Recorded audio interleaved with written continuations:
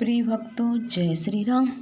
आज हम गीता प्रेस गोरखपुर कल्याण पत्रिका से पढ़ो, समझो और करो से एक सच्ची कथा सुनाने जा रहे हैं जो बिल्कुल सच्ची है।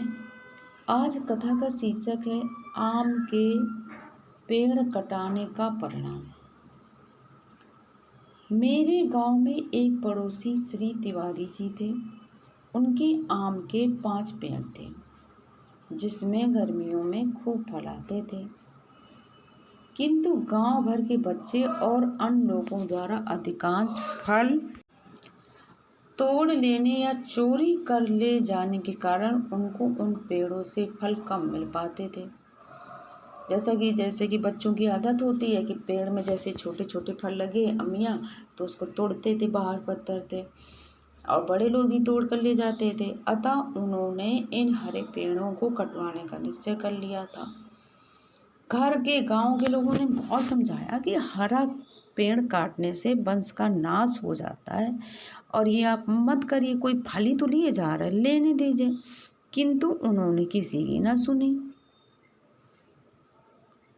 तथा उन्होंने अपने आम के 5 पेड़ थे, 5 पेड़ों को बेचकर कटवा दिया। अब बाग कटने के 7 साल के अंदर ही उनके तीनों बेटे युवावस्था में क्षय रोग से या हत्या से मर गए।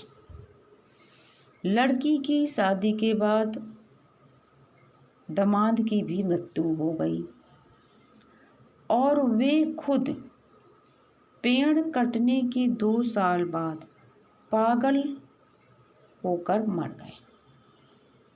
पत्नी भी पेड़ कटने के 4 साल बाद चल बसी। अब उनके खानदान में मात्र विधवा लड़की शेष है।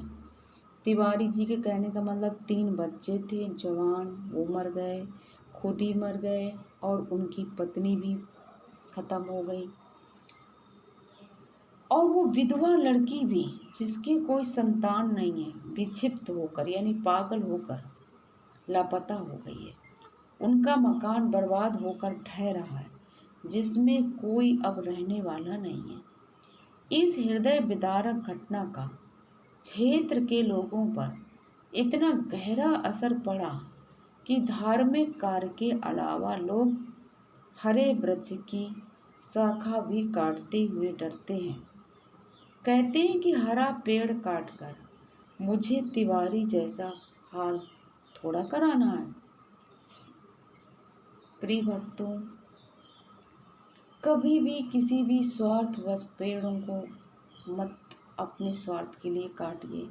और जो भी होता है भगवान के पास से फल पे सबका अधिकार होता है। तो ये सब गीता प्रेस कल्याण पत्रिका से प्रकाशित सच्ची कथाएं हैं जो मैंने आपको सुनाई हैं, और भी आपको कथाएं, भक्तों की कथाएं सुनाएंगे। बोलिए जय श्री राम।